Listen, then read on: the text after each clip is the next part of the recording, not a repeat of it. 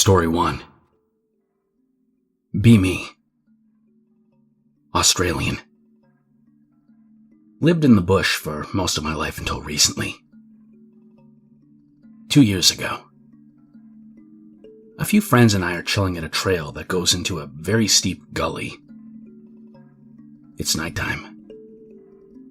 We're sitting in my car listening to music quietly and talking. Windows down, breathing in that warm summer air.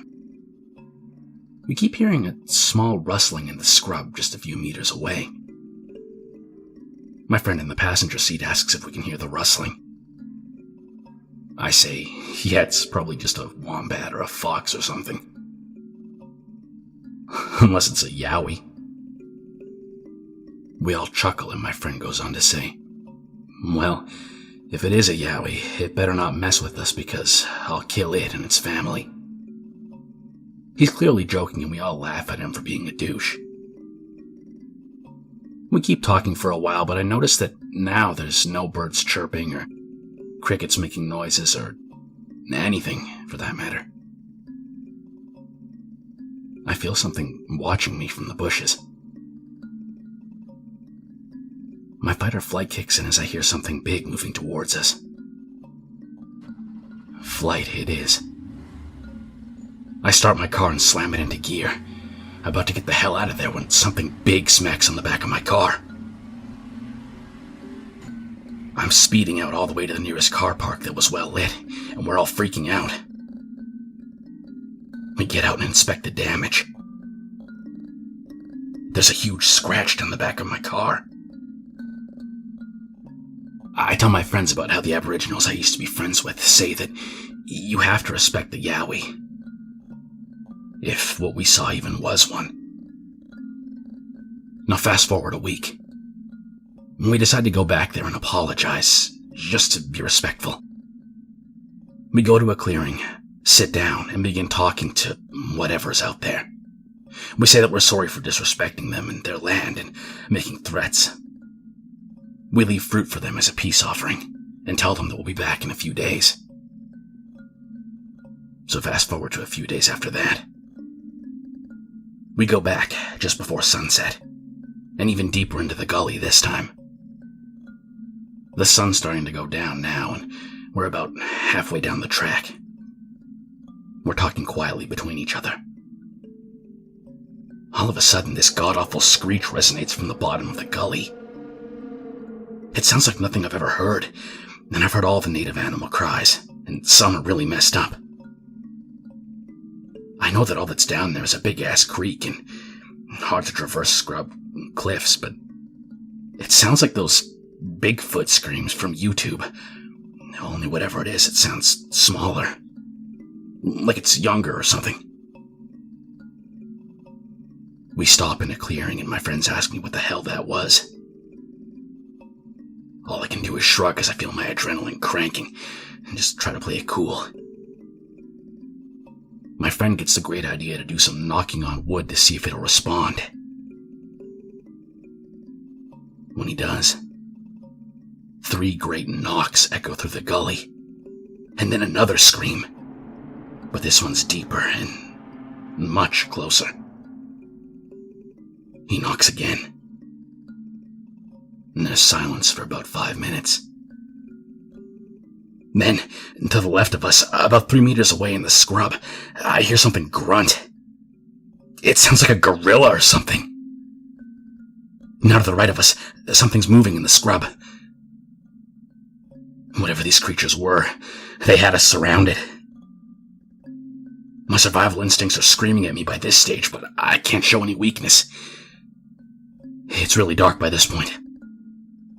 Without saying anything, we all start slowly walking back up the track, hearing the things following us the entire way. Finally, we get to the car, get in, and we're all shaking. I was about to say something, but then I turned on my car lights, and 4 sets of eyes were staring straight at us. They were reflecting like cat's eyes, but these things are big. I reverse and speed out of there while my friends are swearing and yelling at me. To this day, I refuse to go back there. After that incident, none of my family believe me except for my sister and my girlfriend. My girlfriend's pretty much like a hippie druid type and loves animals and nature and all that. I bring up the idea of taking her to the trail to show her that yowies exist. She's hesitant at first, but agrees when I say that we'll go during the day. So we end up at the trail, but decide to walk into the scrub rather than down into the gully. I didn't want to stumble upon a baby one or something and piss them off. So we're walking and talking and generally enjoying ourselves. Then that feeling of being watched returns, but it doesn't feel threatening this time. My girlfriend asks if I can feel something watching us too. Yes. We keep walking and talking, but now we can hear something following us quietly in the bushes. We finally decide to head back. As we turn around, there's a loud knock from just a few meters away. We freeze in place, not knowing what to do. Then, we hear 3 loud knocks from deep within the gully. Well, it's time to leave. I was about to walk away when I decided to give them one last gift. I pull out some fruit from my backpack and put it down on the track. I scan the bushes for movement. Can't see anything. We start heading back and I decide to have one last look. I turn around to see if I can see anything. Nothing. Wait, where'd the fruit go? I nudge my girlfriend and she turns around and gasps.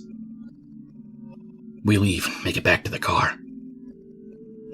But just as we're about to drive away, we hear a deep scream coming from down within the gully. I haven't gone back since then. I thought it would be best to not invade their territory too much. Story 2.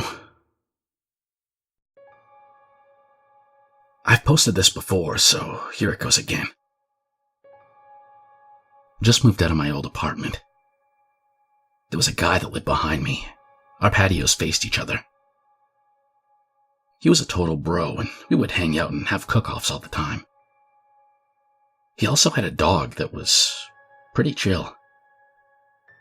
He would let the dog out at 9 p.m. every night, and it would bark at random shit from 9 p.m. to 9:30 p.m. every night.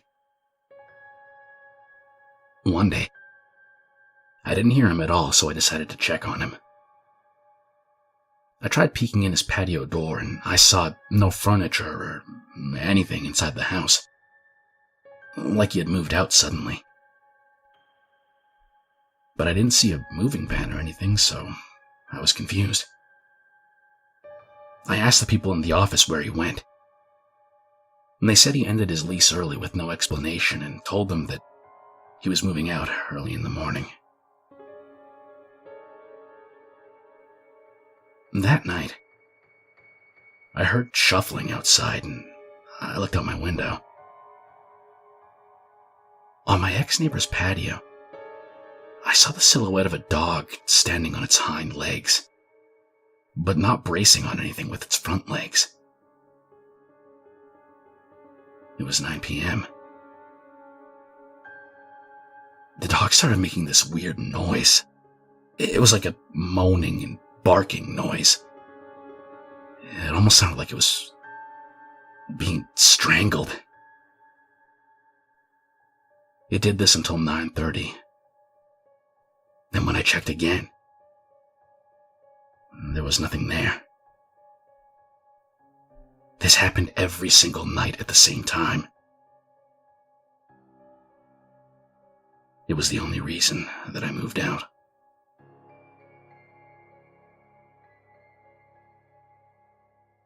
Story 3.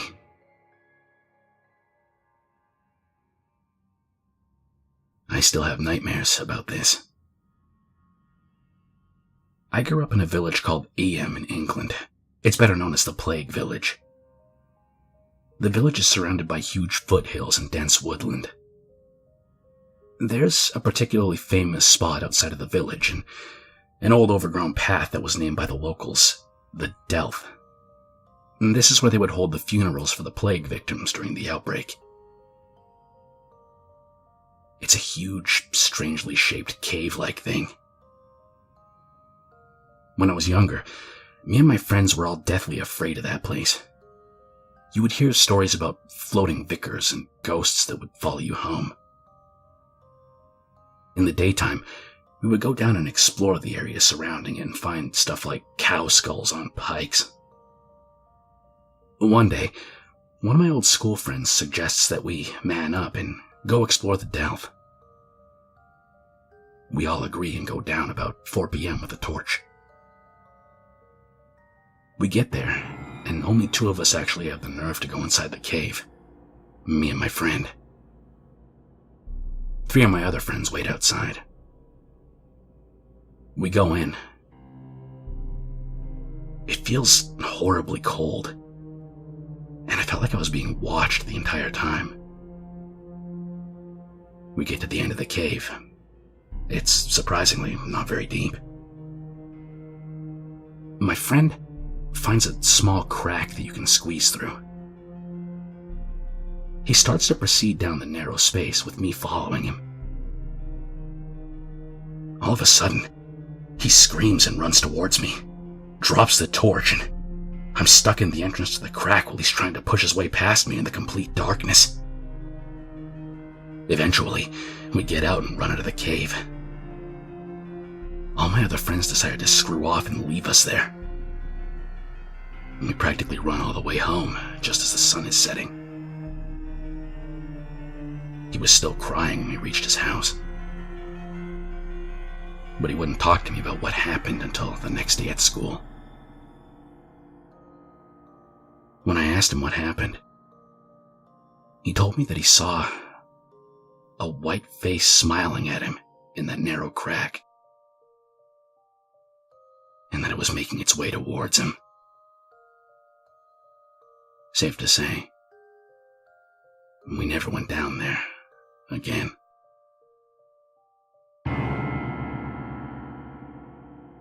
Story 4. I grew up poor, and I had to share a room with my big sister. The room's really tiny, so we would often bitch a lot about having each other's stuff in our zones. She gets this huge plant leaf thing from IKEA with her allowance that she'd saved up for and hangs it on the wall between our beds, so it was kind of like a partition. The first night it was up, I'm staring at it from in bed. Sort of at an angle so I'm looking partially underneath it, if that makes sense. It makes a really weird shadow on the ceiling that looks like... well, it looks like someone's looking over the edge of it. It freaked me out, but I didn't say anything because I thought that I would have just gotten laughed at. Every night for about 6 months, I look up at this thing and I think about how weird the shadow looks. I can't figure out what it is because seemingly there was no cause for it. One night, I'm looking at it and I almost convinced myself that I can see eyes. Almost like that reflection animal eyes have, but way duller. Actually getting kind of freaked out. Suddenly, I hear from my sister's bed. You see it too, right? Both of us flip out and turn on the light. Of course, nothing there. Take the leaf down and try to forget about it. Turns out, she'd been seeing it for months. Always in the same spot. Always looking down at me.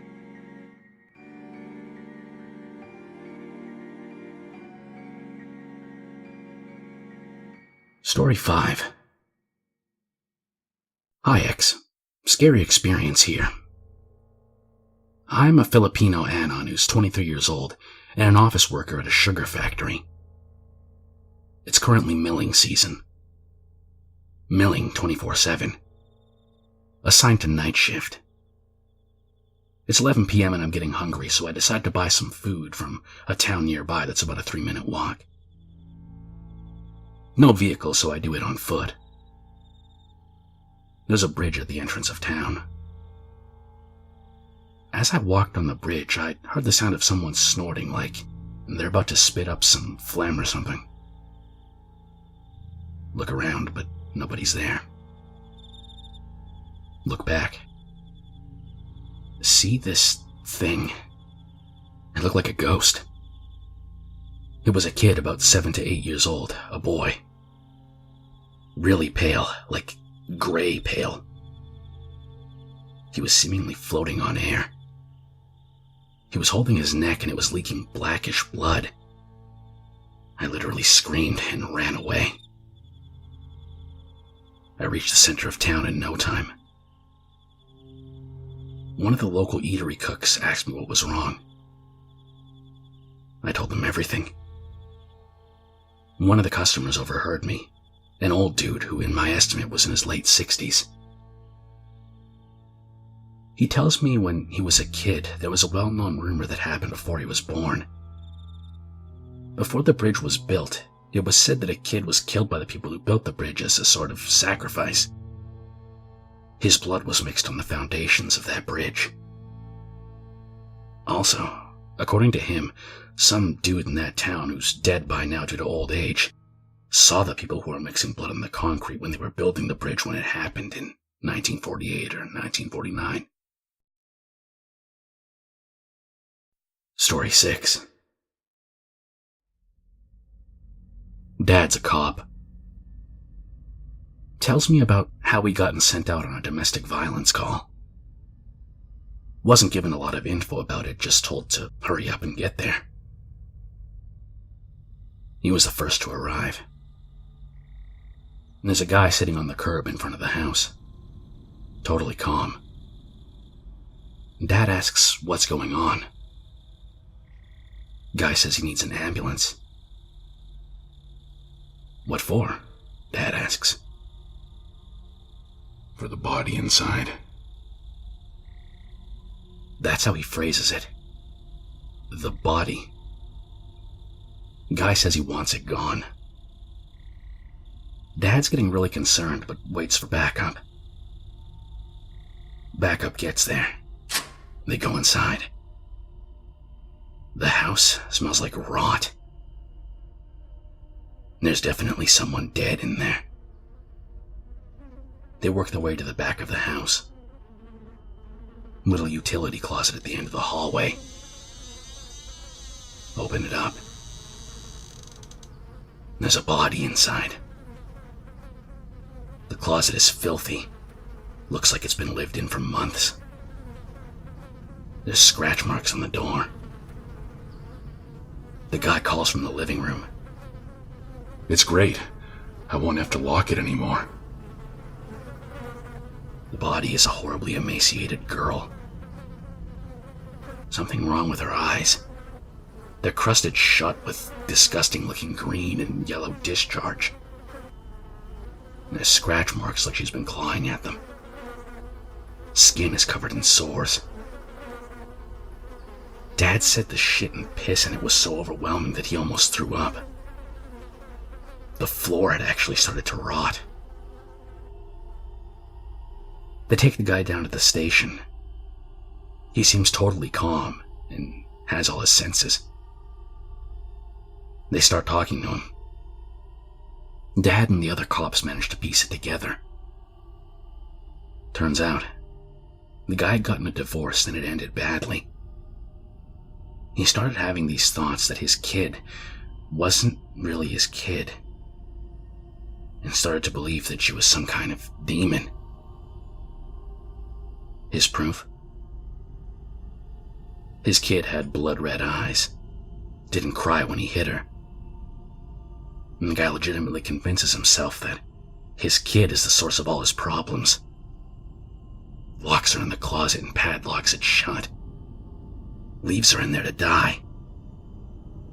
He kept saying that she didn't cry, and that's how he knew she was evil. The medical examiner found out the kid had some sort of infection. It blocked her tear ducts, hence the red eyes and lack of crying. And the kid died an absolutely horrific death. For no reason.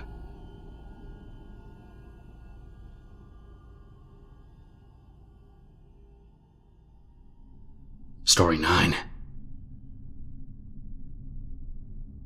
This is a real one. I might have shared it on here before.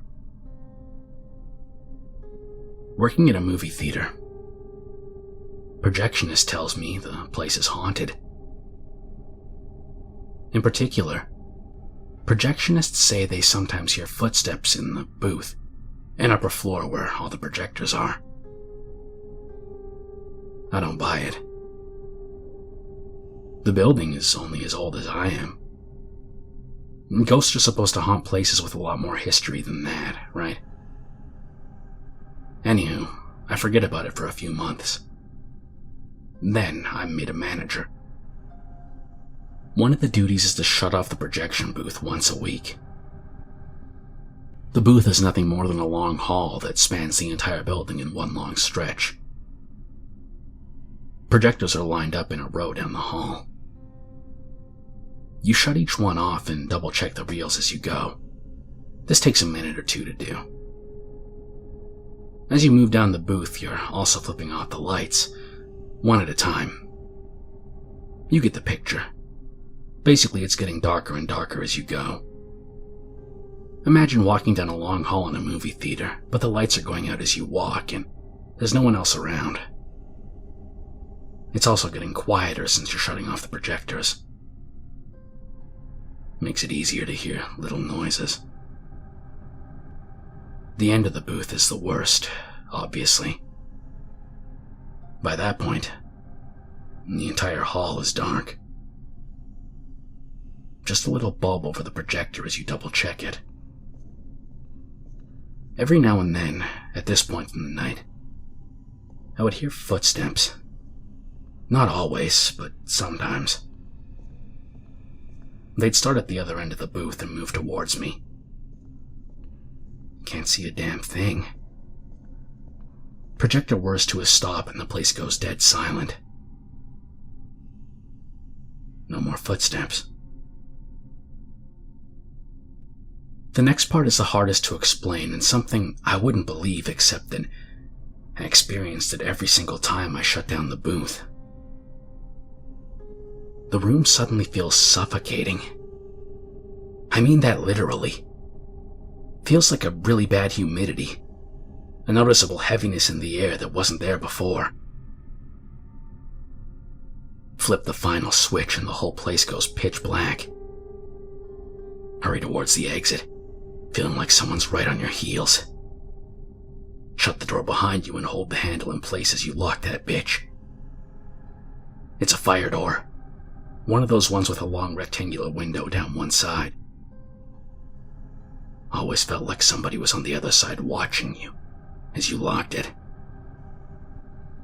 I know it sounds like the power of suggestion, but I didn't believe it whatsoever when I first went up there. I'd always written off anyone who complained of a presence upstairs. But afterwards, I understood what they meant. I didn't always hear those footsteps, but I always felt that presence on my shoulder. I'm glad I don't work there anymore.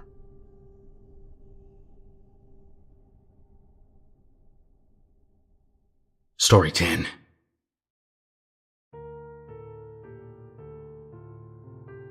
I'm gonna bump this with a personal story for all of you. I had just graduated and, like most college students, had no money or job. Me and a few of my friends decided to go get a shitty apartment together just until we get on our feet. Find this great 3-bedroom apartment for cheap, but the landlord was extremely suspicious. No contract was ever signed. He just required money up front every month. The apartment itself was nice, but very old, like something out of the 1920s. Except for this one massive part of the hallway closet that looked like it was recently plastered over. just an awkward white spot that nobody tried to hide or paint over. We asked the landlord about it, and he just said it was from recent renovations. We knew this was complete bullshit, but we were desperate and the place was cheap. Cut to a month later. We're all settled in and doing fine. One night, we're watching TV and there's a knock at the door. 2 massive Russian guys are standing at our doorstep. I mean, like 6 foot tall, prison muscle-jacked guys. One was wearing a sailor hat and a tank top, which, well, looked tremendously gay, but at this point, none of us were laughing. They asked about some guys, saying they owed them money. We tell them that we've been living there for a month and don't know the man they're looking for. The Russians get visibly confused, but don't push the issue much further. Instead, they get in their car and just sit there watching our apartment for several hours. Now, this apartment was in a super shitty neighborhood. We're talking boarded up houses, drug dens, drive-by kinda shitty, so nobody cared or took notice of some suspicious guys sitting in their cars for hours like us. Eventually, we got freaked out enough to call the cops. Of course, once the single cop showed up, the Russians flew off. We explained to him what happened, but he said there wasn't much he could do other than tell officers to keep a lookout for the car. The whole time we were talking, he kept looking around the apartment nervously. And finally, right before he left, he asked us, "Do you guys live here by choice?" We were a little freaked out by the question, but told him we were just college kids looking for someplace cheap. He asked if we knew the story behind this place. And when we answered no, he told us what he knew. Apparently, a bunch of illegal immigrants have been living in this apartment previously, but had all been deported. Somehow they'd gotten word that the immigration police were coming mere minutes before they came. One of them had somehow managed to get into the spaces behind the walls and hide there for several hours as the police searched the place. The police made the hole in the closet while trying to get to him, but he had escaped and was still at large. Of course, after telling us that horrific story, the cop left, and we pretty much stayed up all night afraid that a bunch of Russians were going to murder us. Next month, we confronted our landlord, saying we knew about the illegals and he begged us not to move out. We were probably the first tenants in years that had paid rent on time in full each month. Anyways, none of us had any better options at the time, so we were kind of stuck. So we stayed. Another couple weeks passed and neither of us had seen the Russians again, so we were finally starting to feel more relaxed, except for one of my roommates' girlfriend. She didn't live there but stayed with us several times a week. One morning, she asked if we heard shuffling and scratching at night. We're all heavy sleepers, so we just wrote it off as typical odd noises in an old place. Only a few nights later, I'd fallen asleep on the couch watching TV. When I finally awoke, I also heard the scratching. It sounded like rats burrowing in our walls and ceilings. There would be several seconds of furious scratching, and then what sounded like pieces of wood or debris falling or settling. The next day I told my roommates, and that night we all stayed up together and heard the scratching skittering once again. We all concluded that it was rats and called the landlord to hire an exterminator. The asshole took several weeks to follow through, so for the time being we just ignored the scratches, seeing as they only happened at night and most of us could sleep through it anyway.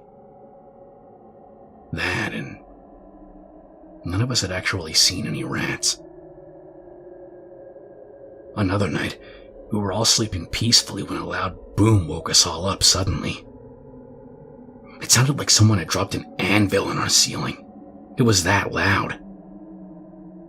We all searched the place, but there were no cracks or broken items or any signs of damage whatsoever, so we just ignored it and went back to bed. After the big boom, we went almost 2 weeks without incident. But during that time, the apartment started smelling terrible. At first, we just thought it was us. I mean, you had 3 guys living in one place. Of course it was a little rank, right? We even spent one full day cleaning and washing everything. But the smell kept getting worse. It got to the point where walking into the apartment was like walking into a public restroom where someone had taken a dump and just let it sit all day. At this point, we just harassed our landlord with endless phone calls until he came himself. Upon entering our place, he almost vomited. Finally, the next day, an exterminator came. The scratches had stopped, but one of my roommates made a video of it with his cell phone to show the guy. He said it sounded like rats or maybe a possum, but said that usually they don't stink up a place as bad as ours. Now, we lived on the top floor of this apartment, and the exterminator wondered if we had access to the attic. We told him no, and that we'd never actually been up there because the only way to get up there was in a tiny square door in the ceiling of our hallway that was always locked. The exterminator said he would get access to it from the landlord and return in a few days. Next day, I come home from work early, and to my surprise, I see those 2 Russian guys waiting in their car again. I was really starting to get sick of all the crazy shit going on in the apartment, so I got my courage up and went right up to their window and knocked. They rolled the window down and I asked why they kept watching us. They said that they knew I was lying about their friend. I screamed that I didn't know the guy who owed them money and said that if they didn't leave us alone, I'd call the cops. In hindsight, I was probably really lucky they didn't shoot me or something, but the driver did give me a stern, pants-shitting glare. Before driving off, he only said 2 things. I saw climb up to your apartment. We'll be back for our money. Suffice it to say, I freaked out and told both my roommates. For the next 48 hours, we acted like morons. One of us staying up to watch in shifts at night for safety. Finally, the exterminator came back with a key to the attic. We were all very on edge, so it didn't help when the exterminator looked into the attic for not even a minute before climbing back down and telling us to leave immediately and call the police. We did so. And only when the police came did the exterminator finally say what he'd seen. As you probably guessed by now, the missing Russian had died in our attic, which was where the smell came from. Apparently, he'd been living there for a while and using some makeshift tunnel in the spaces behind the walls to get in and out without us noticing. We never got the final word on how exactly he died, but I did learn that it was slow and painful. The thing that really screws with me is why he never cried for help. He knew we were right there under him, but instead of seeking help, he just lay there dying. Obviously, we all had enough after that and moved out within the next week. Our landlord actually got arrested, but we never really found out what for. The day I was moving all my stuff out, I noticed the police had left the attic door unlocked, and I wanted to go up and see this place for myself during the day. It was eerie. The space was tiny and cramped, barely enough room to walk crouched down. You could see the insulation on the walls. The bed was nothing more than a ratty sleeping bag, and the only source of light were a couple flashlights. Wrappers and empty cans of food were just littered everywhere, along with plastic drinking bottles. A garbage bag was filled up with some dirty clothes, and it looked like the cops had taken or confiscated anything else up there. The most screwed up thing, though, were the little tiny holes drilled in the floor. There were 3 spread out across the space.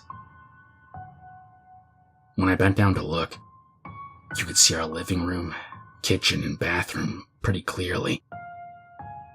I don't know if the holes were just so he could make sure we were asleep, or if he was actively watching us. Next to one hole, there was a clawed-up section of floor with some blood, like he was just scratching with his fingernails non-stop. I felt terrified thinking he was dying and couldn't speak for some reason. And maybe his scratching was a call for help. I'll never know, but it really screwed me up. To this day. The only paranormal part of this story was the last night I spent there.